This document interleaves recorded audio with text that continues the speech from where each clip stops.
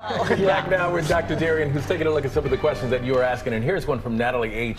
She's asking, what causes wheezing and when should I see a doctor? Great question. I think we all know what wheezing sounds like. We were talking about it during the break. There are many different reasons why someone would wheeze. And so we'll start with kids. For babies and infants, for example, you probably know this well. Up to 30% of babies and infants will wheeze naturally, often due to their anatomy. So when they get a cold or flu-like symptoms, you might hear wheezing. That's when you have to pay attention to the other signs of respiratory distress.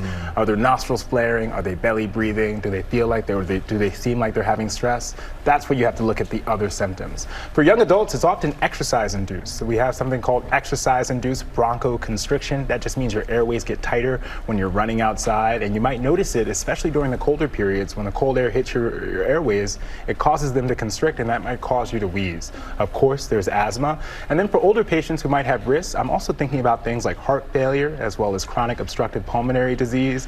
If you have other symptoms like fluid retention, swollen legs, swollen hands, and that might be a sign of heart failure.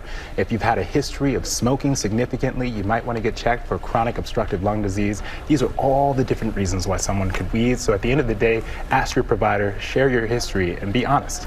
I just realized that every time I call you, it's because someone's wheezing. It's true. It's a scary thing, and I think it's so important. And these are the things that I think about when someone talks to me about wheezing. I just called you yesterday. Your prescription for wellness. It's about how to start a plant-based diet. This is something I'm trying to ease my way into it. We're talking more and more about the benefits of getting that plant-based diet in. So one of the ways that we can start is actually just picking a day during the week that you can go meatless. One day during that week, you're going to pick that day, whatever day it is. Mine is not going to be a Friday. Any other day other than that, we're going to try to go meatless. Also choose whole grains for breakfast instead of a sausage or bacon. You want to choose something that has a lot of fiber. It's going to fill you up. I love kale and spinach for your daily meals. Again, using these as your main goal, and then using meat, if you have to, as a side option, and then swapping out meat for things like tofu or black beans. These are great options to increase your fiber, get the supplements that you need, and also keep you full.